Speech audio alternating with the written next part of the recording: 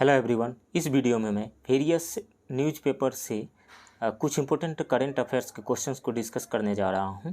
ये सभी क्वेश्चंस आप जिस भी एग्ज़ाम का प्रिपरेशन कर रहे हो उस एग्ज़ाम में आपको सफल बनाने में मदद कर सकते हैं। आप इस वीडियो को लाइक कीजिए, शेयर कीजिए और यदि इस चैनल को सब्सक्राइब नहीं किए हैं तो प्लीज़ इस चैनल को सब्सक्राइब कीजिए। तो चलिए शुरू करते हैं। क्वेश्चन नंबर 1, विश्व आर्थिक परिदृश्य रिपोर्ट 2023 के संदर्भ में सही कथन का चयन करें। यह रिपोर्ट विश्व बैंक द्वारा जारी किया जाता है? नहीं, यह IMF द्वारा जारी किया गया द्विवार्षिक रिपोर्ट है, तो इसलिए ये स्टेटमेंट गलत है।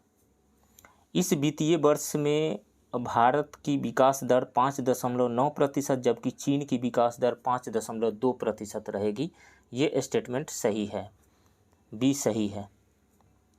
सी है, इस वित्तीय वर्ष में जर्मनी और ब्रिटेन की विकास दर क्रमशः -0.1% और -0.7% रहेगी। यानी जर्मनी की विकास दर -0.1% और ब्रिटेन की विकास दर -0.7% रहेगी। यानी इन दोनों देशों की विकास दर नेगेटिव रहने वाली है। ये स्टेटमेंट बिल्कुल सही है।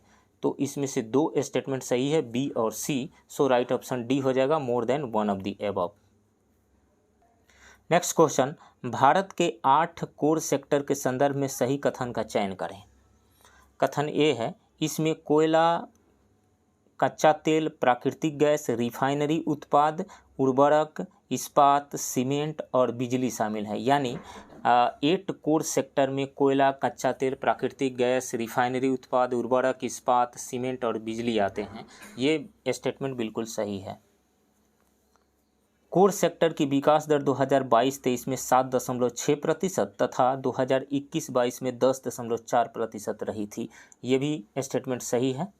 2022-23 में 7.6% था, जबकि 2021-22 में 10.4% से कोर सेक्टर बढ़ा था।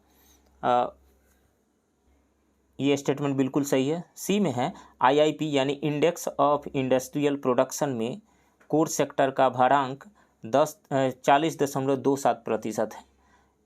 इंडेक्स ऑफ इंडस्ट्रियल प्रोडक्शन में कोर सेक्टर का भारांक 40.27% है। ये बिल्कुल सही है।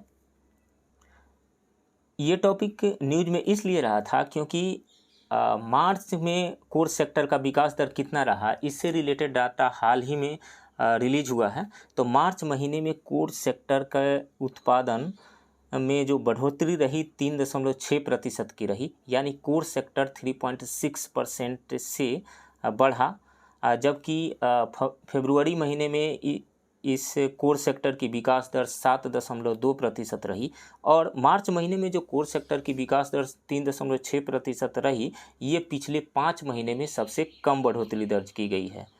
तो इसमें से तीनों ऑप्शन सही है। सो राइट ऑप्शन डी हो जाएगा, more than one of the above. Next question, supreme पहल किस मंत्रालय द्वारा शुरू किया गया है? सुप्रीम पहल किस मंत्रालय के द्वारा शुरू किया गया? तो सुप्रीम का मतलब होता है support for upgradation, preventive, repair and maintenance of equipment. Support for upgradation, preventive, repair and maintenance of equipment. तो ये शुरू किया गया है विज्ञान और प्रौद्योगिकी मंत्रालय के द्वारा, यानी ministry of science and technology के द्वारा। ए ऑप्शन इसमें से सही होगा। वित्त मंत्रालय के द्वारा नहीं शुरू किया गया है, शिक्षा मंत्रालय के द्वारा भी नहीं शुरू किया गया है। सो राइट ऑप्शन ए होगा। नेक्स्ट क्वेश्चन, भारत सरकार किस देश के साथ मिलकर net zero virtual innovation centre शुरू करने जा रही है? तो net zero virtual innovation centre Bharat UK के साथ, ब्रिटेन के साथ मिलकर के शुरू करने जा रही है। ये net zero virtual innovation centre इसलिए शुरू किया जा रहा है ताकि क्लाइमेट चेंज और पर्यावरण के मुद्दों पर दोनों देशों के बीच सहमति बने और इस पर कार्य किया जा सके। साथ ही डीकार्बोनाइजेशन और ग्रीन हाइड्रोजन के प्रोडक्शन पर भी आपस में सहयोग किया जा सके, इसके लिए शुरू किया जा रहा है ब्रिटेन के साथ। राइट ऑप्शन ए होगा। नेक्स्ट क्वेश्चन, देश का पहला केबल आधारित रेल पुल किस नदी पर बन करके तैयार हुआ है? तो देश का पहला केबल आधारित रेल पुल जम्मू एंड कश्मीर में चेनाब की सहायक नदी अंजी के ऊपर बन करके तैयार हुआ है। अंजी नदी के ऊपर बन करके तैयार हुआ है और ये अंजी नदी चेनाब नदी की सहायक नदी है। इस पुल की लंबाई 725 मीटर है और जबकि इस पुल का निर्माण नदी के तल से 331 मीटर ऊंचाई पर हुआ है।